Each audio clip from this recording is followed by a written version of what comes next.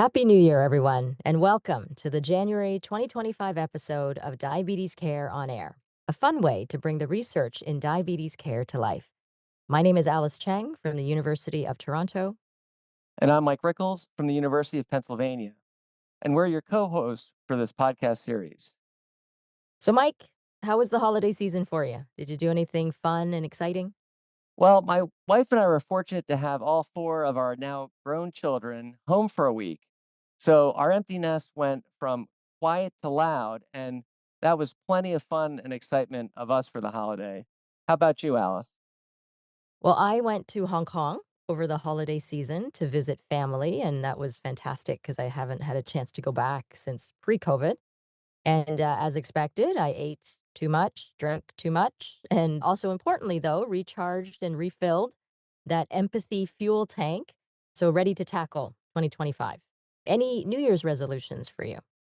Well, don't hold me to it, Alice, but my office at work is in serious need of a clean out, as you could probably been too kind to remark on the piles behind my desk. I've tried not to say anything. Yes. Yeah. I still prefer reviewing documents that are printed out with a colored ink pen in hand, and that's whether reprints or before making electronic or online edits. So you can imagine the filing system is overstuffed and the piles are accumulating outside the cabinet. So I hope you have something more interesting planned. Well, I make the same New Year's resolutions every year. Exercise more, work less, sleep more, which interestingly are all the things that we've discussed multiple times during these episodes with study upon study showing the benefits. But do I do them? And the answer is a resounding nope. So, proof that knowledge is such a small contributor to actual behavior change. Well, on that positive note, and I might hold you to it this year, Alice, let's kick off 2025's first episode of Diabetes Care on Air. Instead of our usual agenda of interviewing authors of feature articles, this episode, we're going to celebrate the publication of the acclaimed annual update to the American Diabetes Association Standards of Care that comes out every year in the January issue. And this will be the updates for 2025. Yes, Mike, and we will still end things off with our popular rapid exchange segment where we discuss some of the articles we found particularly interesting. Let's do it.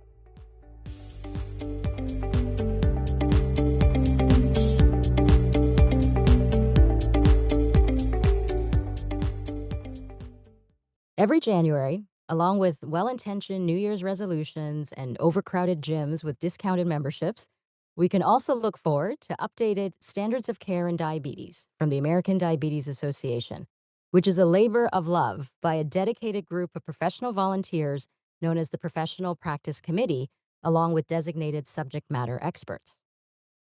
We are very fortunate today to be joined by one of the co chairs of the ADA Professional Practice Committee, Dr. Rozalina McCoy, to discuss with us some of the key highlights and changes from the 2025 standards of care.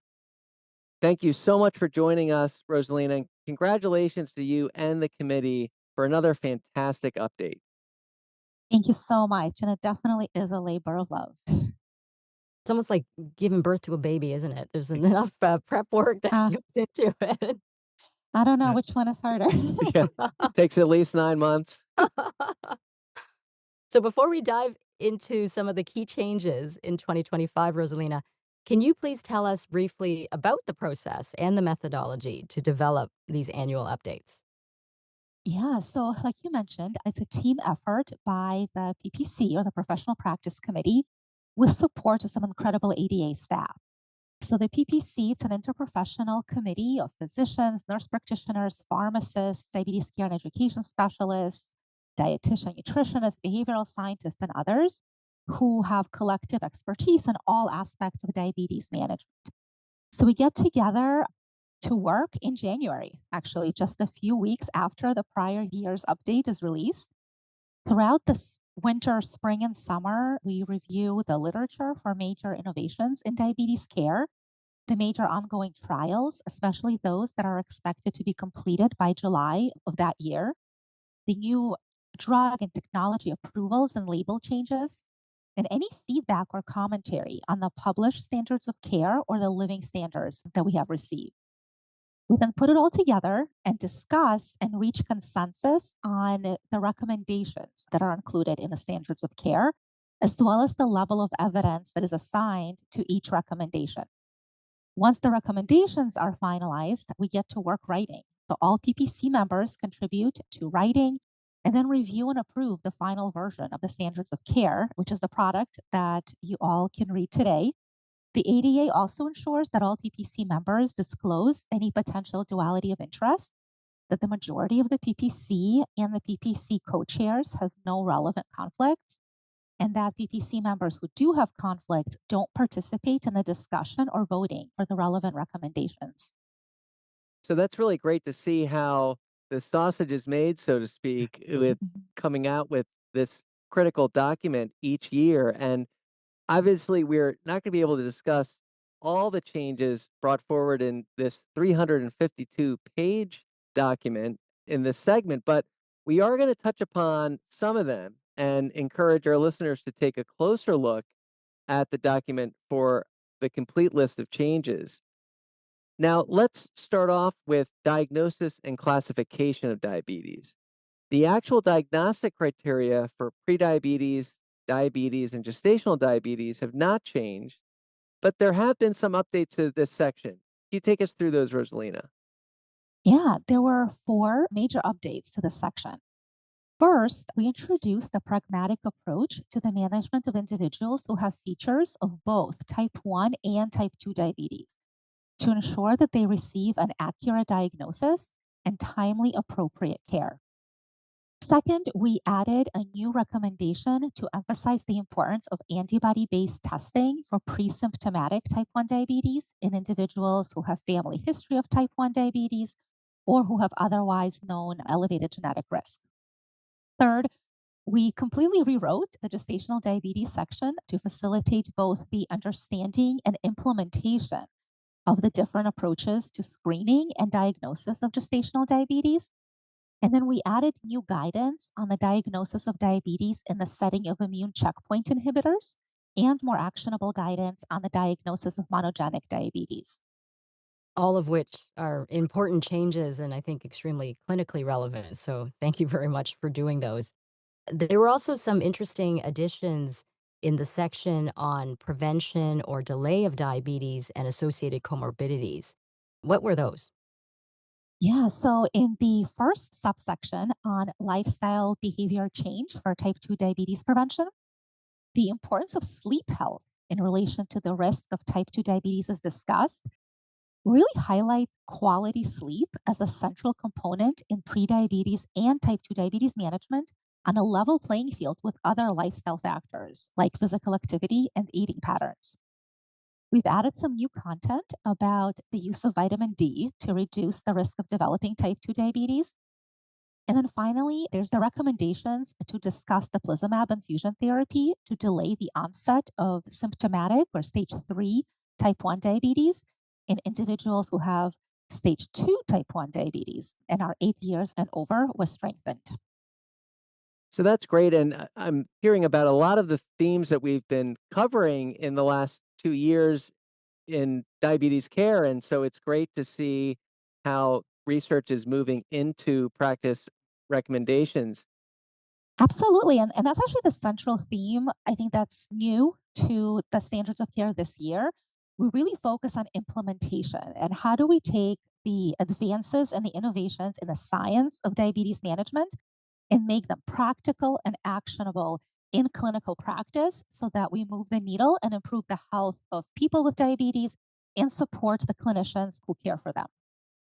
That's so great, Rosalina. Now, moving on to this section entitled Comprehensive Medical Evaluation and Assessment for Comorbidities. Can you tell us about updated immunization recommendations as well as some of the new subsections on dental care and sexual health? Yeah, we updated the immunization subsection to reflect updates for COVID-19, pneumococcal pneumonia, influenza, and RSV recommendations to align them with contemporary CDC recommendations. think because people with diabetes are at increased risk for complications of all these infections, we recommend that they receive all CDC recommended vaccines according to age appropriate recommendations. And like you mentioned, two new important subsections were added.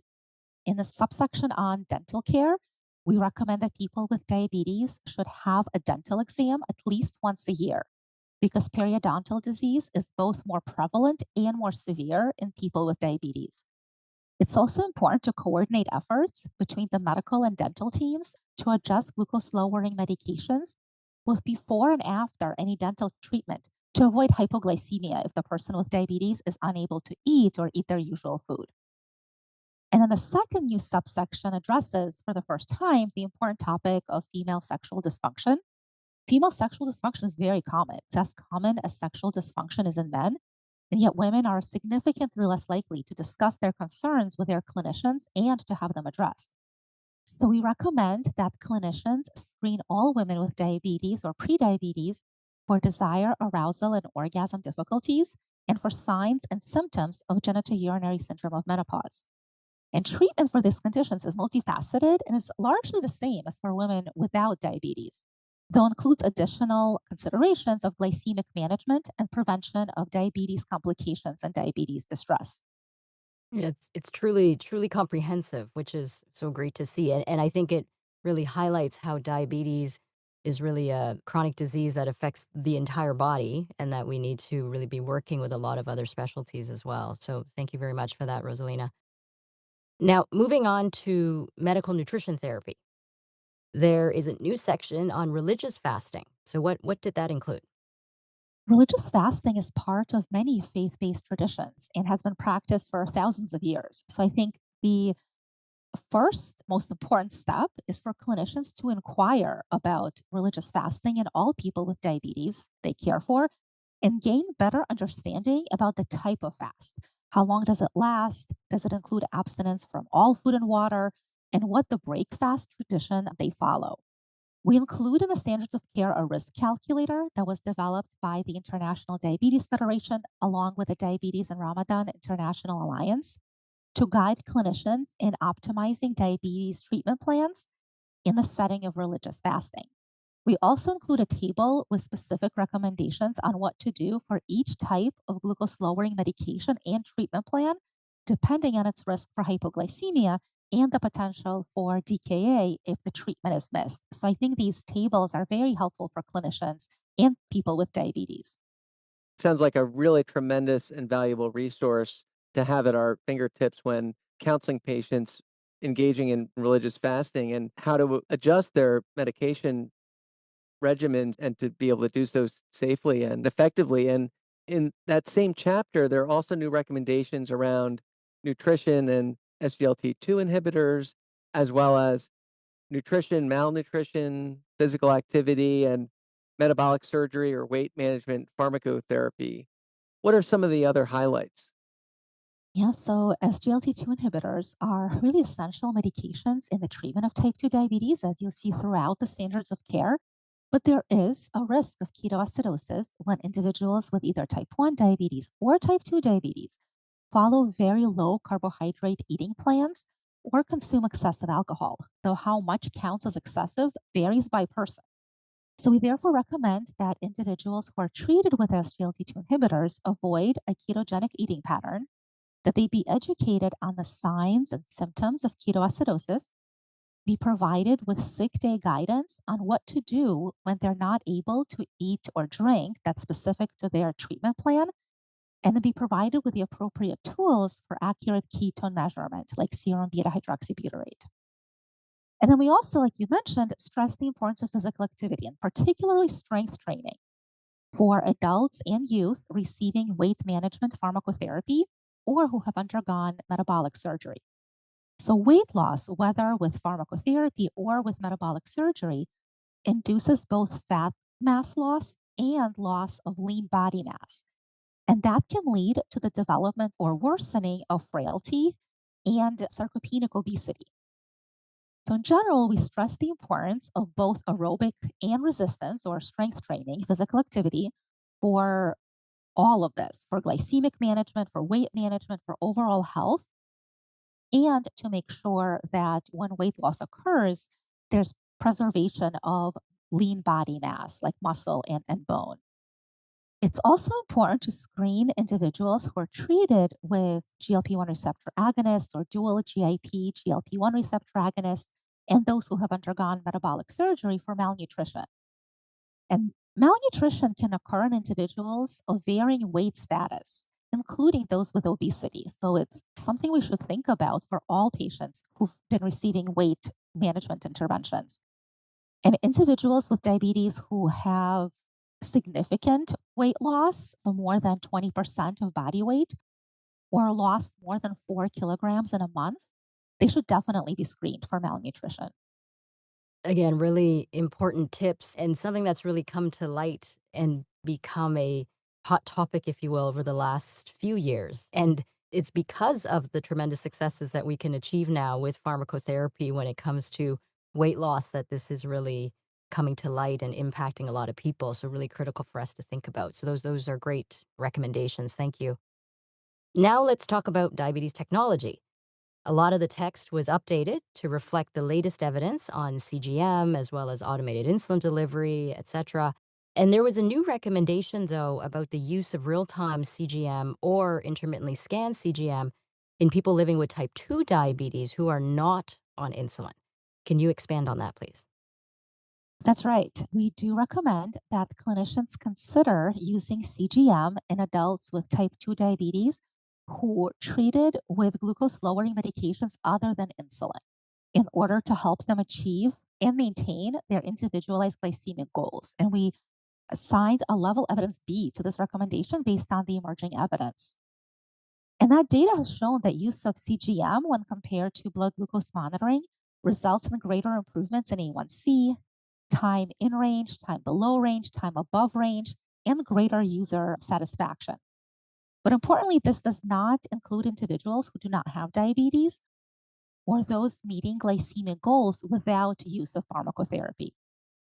So you can imagine just how much more powerful it is to have access to glucose data every 5 minutes or whenever you scan, as opposed to relying on when you're going to check a finger stick, where we know oftentimes we think about times when we're going to get the result we want to see and aren't informed about the other times when glucose may not be in the range where we're hoping it to be, but you can't avoid that with CGM. So it really is a powerful tool to help it affect changes outside of insulin dosing that can help our patients achieve their glucose targets.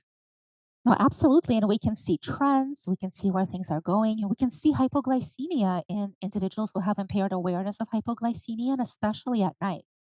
We can help our people figure out kind of how their medications and food and physical activity all interact. I think it's really an invaluable tool that can help many of our patients. In the obesity and weight management chapter, there's a new recommendation about what to do with weight management pharmacotherapies once weight goals are achieved. Now, this is another really important clinical question, and what's recommended?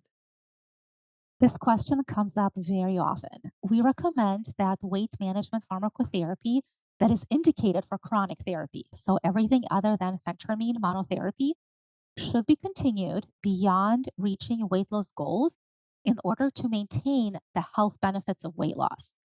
Sudden discontinuation of weight management medications often results in weight regain and worsening of cardiometabolic risk factors like A1C, lipids, and blood pressure.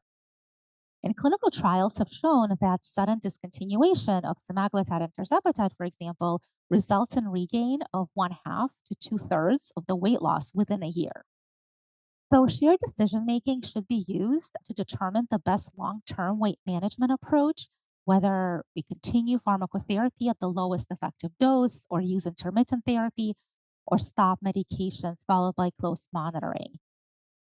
So, as I'm listening to all of these updates and changes, Rosalina, I'm struck by what you said earlier is that the big focus of the committee this time was about implementation and really addressing relevant clinical questions and giving us practical things to do. And So far, so good. I mean, it's pretty incredible what your group has done, and we're not done our interview yet, so we're gonna get to more, but it's There is impressive, it's more. impressive.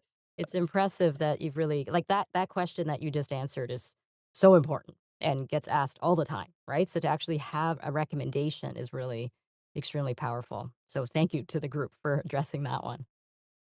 Now, we're going to move on to a massive chapter that gets a ton of attention, which is, of course, pharmacologic approaches to glycemic treatment. There were a number of important changes and updates in this chapter, incorporating the explosion of new evidence in the past year. So let's start off with the atherosclerotic cardiovascular disease, high risk, heart failure, or the CKD population. What have you emphasized or clarified in this group? Yeah, so as you'll see as you're reading that section, it was completely reorganized, I think, to reflect how we in clinical practice approach glucose lowering therapy in clinical practice. So, our first priority in managing type 2 diabetes is preventing its long term complications. So, adults with type 2 diabetes and established or high risk of atherosclerotic cardiovascular disease should be preferentially treated with GLP-1 receptor agonists and SGLT2 inhibitors for both glycemic management and for ASCVD risk reduction, irrespective of A1C or kind of baseline metformin therapy, because we have two common goals. One is improving glycemia, and the other is preventing complications. There have been no head to head studies examining which of the two classes between GLP-1 receptor agonists and SGLT2 inhibitors may be preferred in this context. The observational studies suggest them to be comparable to each other. So we recommend a shared decision making approach that elicits the individual's goals and preferences for care and helps us decide which medications do we use first. Similarly, individuals with heart failure, either reduced or preserved ejection fraction, should be preferentially treated with SGLT2 inhibitors for both glycemic management and for prevention of heart failure hospitalizations. New this year is the recommendation for consideration of GLP-1 receptor agonists in individuals who have type 2 diabetes, symptomatic heart failure with preserved ejection fraction, and obesity in order to reduce heart failure related symptoms. And then finally, individuals with chronic kidney disease who have GFR between 20 and 60 or albuminuria, we recommend that SGLT2 inhibitors or GLP-1 receptor agonists be used again for both glucose lowering and for slowing the progression of chronic kidney disease and reduction of cardiovascular disease risk. Though it's important to note that glycemic benefits of SGLT2 inhibitors are diminished once GFR falls below 45. And then we note that for individuals with chronic kidney disease who have GFR less than 20, GLP-1 receptor agonists are preferred for glycemic management because they have low risk for hypoglycemia and they reduce cardiovascular disease risk. So great to have all this packaged together for how to approach the protection of the heart, protection of the kidneys, and assimilating all of the new information that goes with the many new classes and compounds within those classes available today. And along the lines of identifying comorbidities and using them to help refine our glucose lowering medication strategies, there are a number of new recommendations around metabolic dysfunction associated steatotic liver disease or metabolic dysfunction associated steatohepatitis. So MASLD or MASH. And can you tell us about those updates? Yes, I think with emerging robust evidence on the treatment of MASLD and MASH, we were able to add specific recommendations for glucose lowering therapy in this setting. So, specifically, we recommend preferential use of GLP-1 receptor agonist or the dual GIP GLP-1 receptor agonist for glucose lowering in individuals with type 2 diabetes, MASLD, and overweight or obesity.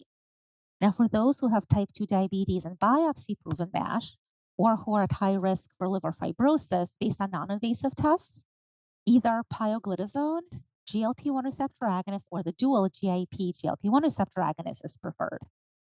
And we can consider combination therapy with pioglitazone and GLP-1 receptor agonist for the treatment of hyperglycemia in those with biopsy-proven MASH and at high risk for fibrosis. Now, there's also a new section on special circumstances and populations. So, who's included there? Yeah, so this new subsection calls attention to frequently encountered situations that haven't been explicitly addressed in the standards of care before. So, first, we provide recommendations for dealing with medication unavailability, whether it's because a medication is in shortage, like we have seen over the past few years with many GLP 1 receptor agonists and the dual GIP GLP 1 receptor agonist medications, or because of recalls, like we've seen with metformin recently, for example. So, when a medication is in shortage, some have turned to compounding pharmacies and outsourcing compounding facilities. But unfortunately, there have been many safety, quality, and effectiveness concerns with use of compounded products. So we do not recommend use of compounded products that are not approved by the FDA. If a glucose lowering medication is not available, the next best thing is to switch to another medication in the same class or in a different class, but with a similar efficacy and safety profile. And when the original medication is once again available, we should reassess whether it's best for the individual to resume the original medication they were on or to stay on their new treatment plan.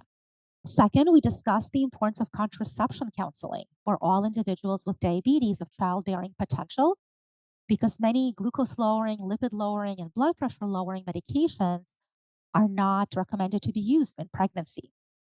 And this discussion should touch upon glycemic goals prior to conception, time frame for stopping non-insulin glucose lowering medications, and optimal glycemic management in preparation for pregnancy. In addition, GLP-1 receptor agonists and the dual GIP GLP-1 receptor agonist may affect absorption of orally administered medications, including oral contraception, particularly at initiation and with dosage increases. So we recommend that individuals use a second form of contraception until a maintenance dose of these medications is achieved and used for at least 4 weeks. We also added a section on glucose lowering treatment for individuals receiving cancer therapy.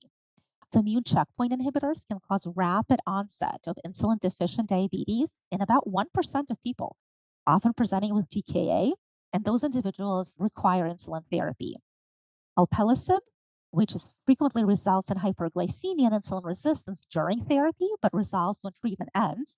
And metformin is the first line medication and can even be started prophylactically. But SGLT2 inhibitors and pioglitazone can be used as second line agent. And then finally, mTOR kinase inhibitors like everolimus can cause hyperglycemia by interfering with insulin signaling and again leads to insulin resistance. And metformin is the first line treatment in that context.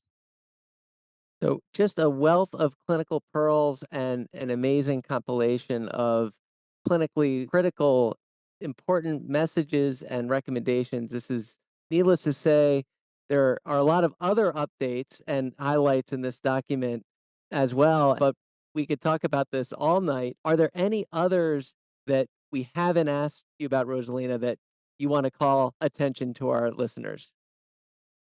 Yeah, I know I'm biased, but if I had to choose like 3 places to refer my colleagues to, it would be sections 1, 13, and 16. So the first section, which I hope people don't gloss over because it's really important, it was extensively updated to include actionable guidance on the implementation of all these recommendations into practice to ensure high quality, equitable, and sustainable diabetes care for all people. We speak specifically about different quality improvement and team based approaches to diabetes care that have been shown to be effective, discuss payment and policy models to support diabetes management, and expand discussion about cost and affordability, as well as health disparities and social determinants of health. And in section 13, which is focused on the care for older adults, it includes new specific time and range and time below range goals for older adults across the range of clinical complexity and health status that I think can be very useful when we care for older adults with diabetes.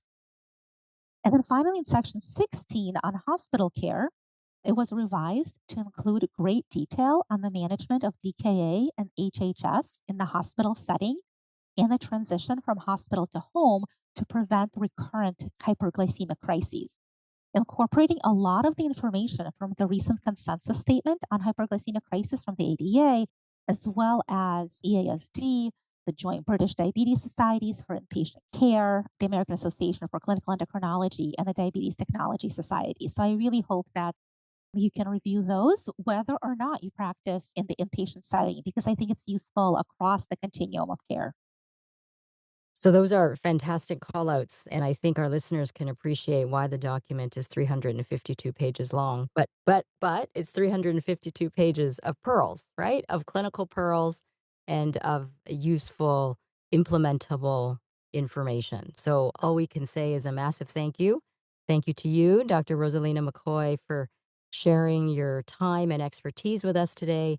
And massive thank you to you, your co-chair, Dr. Nuha Ali Al Sayed, as well as to the rest of the Professional Practice Committee and other content experts for bringing to life this 2025 update.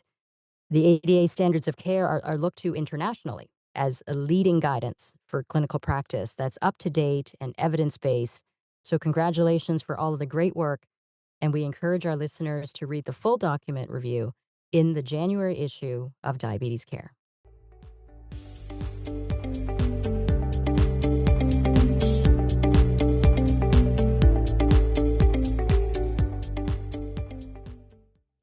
Let's move on now to our rapid exchange segment, where Mike and I chat about some of the articles we found particularly interesting this month. Mike, what's your first pick? My first pick examines the contribution of non insulin mediated glucose disposal to total prandial glucose disposal. Dr. Bettina Mittendorfer, now at the University of Missouri School of Medicine in Columbus, and colleagues from Washington University School of Medicine in St. Louis, with senior author Dr. Sam Klein, performed a tracer enhanced oral glucose tolerance test in individuals either lean or obese, and among those with obesity having normal, impaired, or diabetes range glucose tolerance. Their results show that while insulin mediated glucose disposal progressively decreased from lean to obese and with worsening glucose tolerance status, non insulin mediated glucose disposal increased as glucose tolerance worsened, but only partially compensated for the decreased glucose disposal due to the marked insulin resistance seen in those with obesity and impaired glucose tolerance or diabetes. They also took those with type 2 diabetes and conducted an intensive lifestyle intervention leading to 15% weight loss that was shown to reduce insulin resistance, but also reduced non insulin mediated glucose disposal due to improvements in glycemia, since the non insulin mediated glucose disposal is affected by the prevailing glycemia. So, unfortunately, it seemed to offset some of the compensatory mechanisms for maintaining glycemia with worsening glucose tolerance. So, as we improve insulin sensitivity, augmenting non insulin mediated glucose disposal appears an additional attractive target for improving overall glucose tolerance in type 2 diabetes. And with the methodology reported here, being able to measure it accurately, certainly going to be important for developing future approaches. So it's always lovely to see these kind of studies where there's another potential approach that we could take and harness in order to help people living with diabetes to help with glycemia. And it's always lovely to see how biology is just beautiful, right? It's always a matter of balance and compensation. When one thing goes down, something else goes up to try to compensate. And it's always lovely to see biology in action. So I look forward to see whether this is going to pan out as a potential approach. So my first pick is very timely and highly clinically relevant. The interest in using adjunctive therapies beyond insulin in people living with type 1 diabetes is high and is definitely growing. Dr. Schaefer Boder and colleagues with the senior author of Dr. Jeremy Pettis performed a randomized, double blind, placebo controlled, prospective crossover study of the effects of SGLT2 inhibitor alone or in combination with a glucagon, not GLP-1, glucagon receptor antagonist. And now I'm going to try to pronounce it, called volagidimab in 12 adults with type 1 diabetes.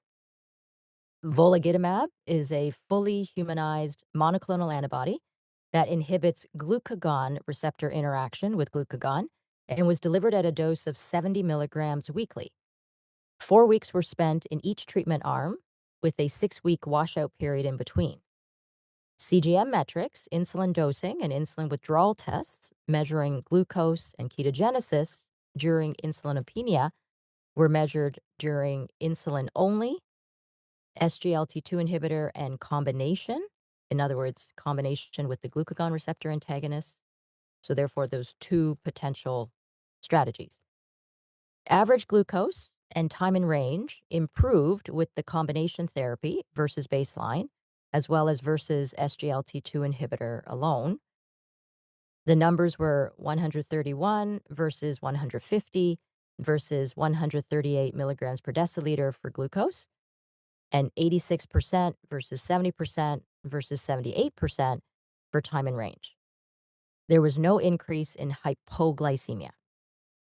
Total daily insulin decreased with the combination therapy versus baseline and versus SGLT2 inhibitor.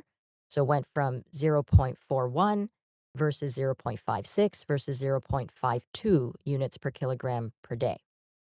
The peak beta hydroxybutyrate during insulin withdrawal tests was lower with the combination versus SGLT2 inhibitor alone, so 2.0 versus 2.4, and similar to insulin only. Enhanced treatment acceptability and satisfaction were reported with the combination therapy. Interestingly, from a side effect perspective, blood pressure lowering and weight loss effects of the SGLT2 inhibitor were attenuated by the combination with the glucagon receptor antagonist. So to me, this study is very exciting, and this combination therapy may represent a game changer. And I'll be watching the larger studies with keen interest because this is an opportunity to sort of supplement slash offset some of the issues that SGLT2 inhibitors may bring in the type 1 diabetes space. I agree, Alice. This is a very appealing approach to potentially offset the increased risk of euglycemic ketoacidosis with SGLT2 inhibitors, particularly in type 1 diabetes. The study did also observe a modest increase in aminotransferase levels. And as we just talked about, when you block one thing, something else comes up. And so here, whether this reflects a physiologic rather than a pathologic adaptation to the hepatic interference with amino acid metabolism that comes with glucagon receptor blockade, is going to require further study. But these data do still add support for the mechanism that it is increased ketogenesis with SGLT2 inhibitors operating through this increased glucagon action that was effectively blocked by the receptor antagonists in the study. My next pick is a review article on the use of time in tight range as a health promoting strategy in preschoolers with type 1 diabetes.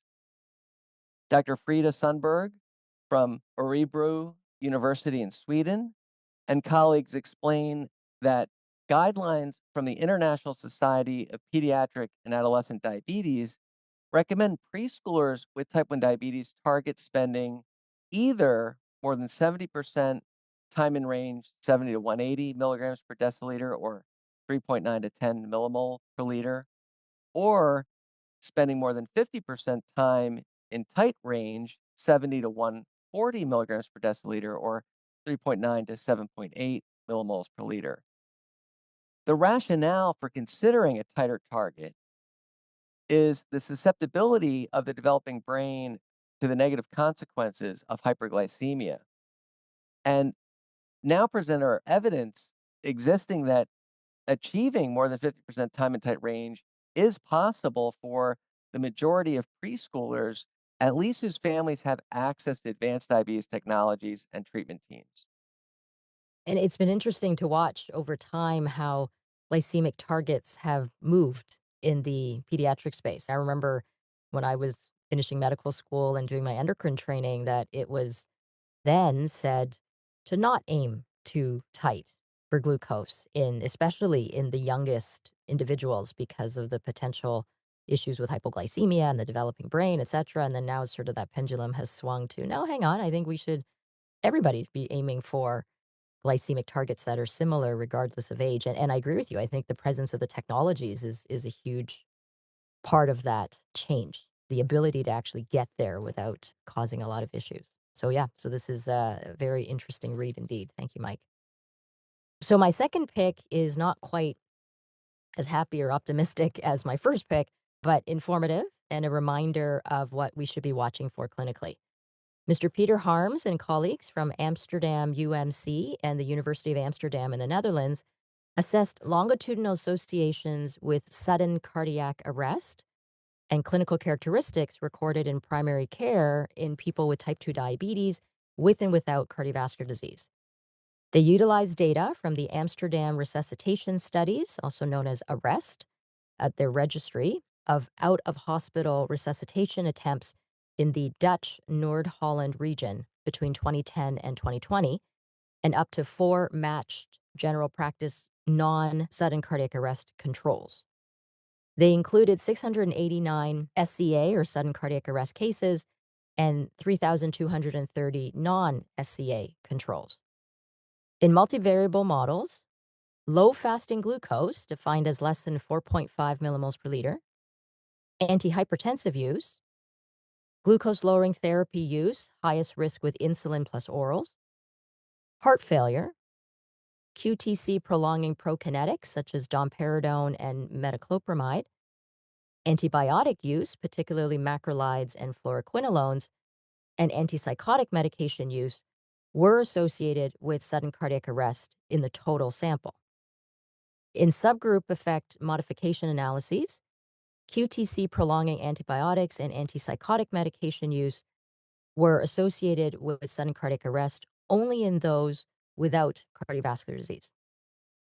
Given that use of antihypertensives and glucose lowering therapy are unavoidable in the vast majority of people living with type 2 diabetes, the main takeaways from my perspective are that in people living with type 2 diabetes, low fasting glucose, use of QTC prolonging prokinetics, antibiotics, or antipsychotic medications, as well as a heart failure history, are associated with sudden cardiac arrest. And those are things that we could potentially do something about. And in those without cardiovascular disease, QTC prolonging antibiotics and antipsychotic medications also increased sudden cardiac arrest risk.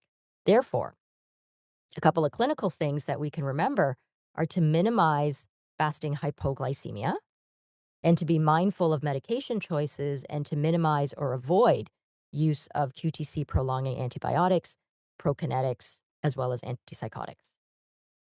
Yes, Alice, and also be especially mindful when it comes to drug-drug interactions, common in our older patients that can further compound these effects.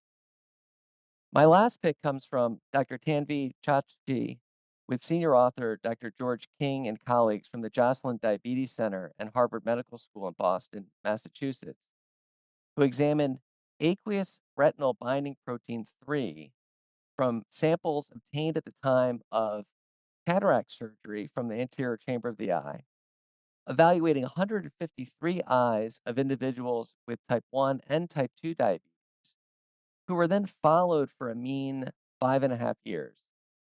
Retinol binding protein 3, or RBP3, is a 135 kilodalton photoreceptor secreted protein that transports retinol from photoreceptors. At baseline, 37% of the eyes examined had no diabetic retinopathy, 40% had mild nonproliferative diabetic retinopathy, and 23% had moderate nonproliferative diabetic retinopathy.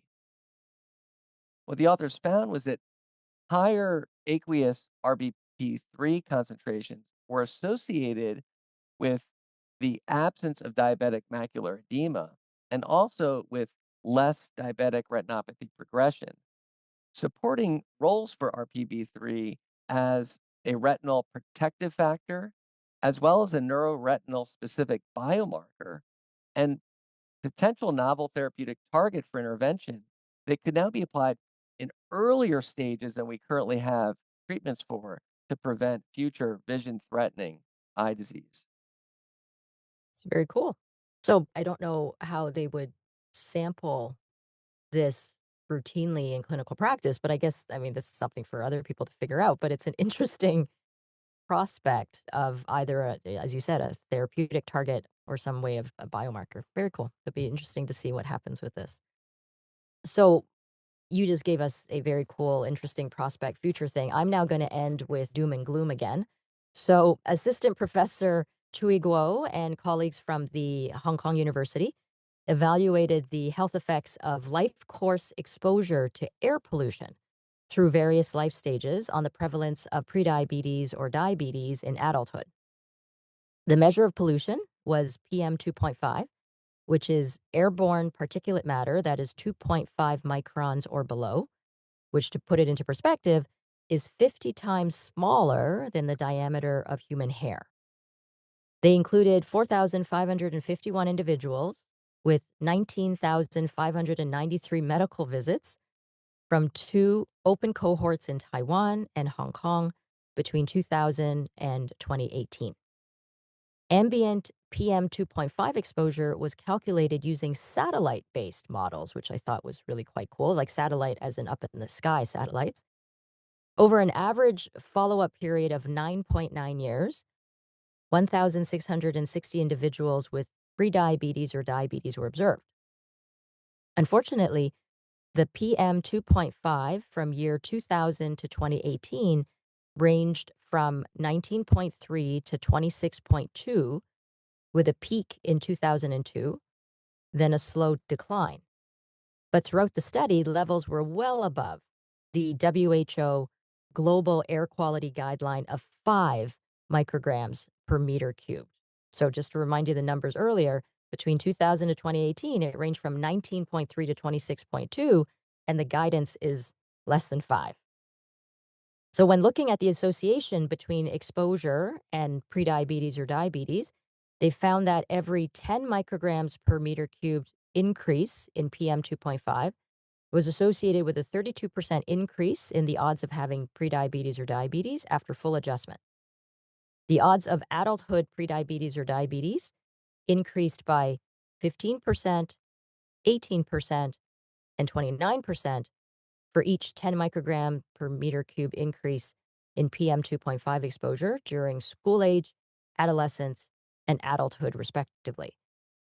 This study adds to the literature demonstrating the multiple adverse effects of air pollution, not just on the obvious things such as respiratory illnesses, but also on metabolic disorders. So perhaps reducing air pollution can help reduce the growing burden of many diseases, including diabetes. Doom and gloom, you don't say, Alice. I can't help but notice your dark picks corresponding to the winter solstice. But in all seriousness, I think what concerns all of us is this feeling of helplessness in combating, such politically, economically, and globally complex issues as air pollution, despite this mounting evidence of harms. On a more positive note, this is the start of a new year, and with that comes renewed hope. So I'd like to close our first episode of 2025 with a big thank you to Dr. Rozalina McCoy for sharing her expertise with us on behalf of the other members of the American Diabetes Association's Professional Practice Committee. It's definitely a tremendous accomplishment to update the standards of care in diabetes every year. And on behalf of everyone who uses them, I would say kudos and bravo. And a big thank you to you, our listeners, for listening. Please tell your friends and colleagues so that we can continue to grow the diabetes community voice.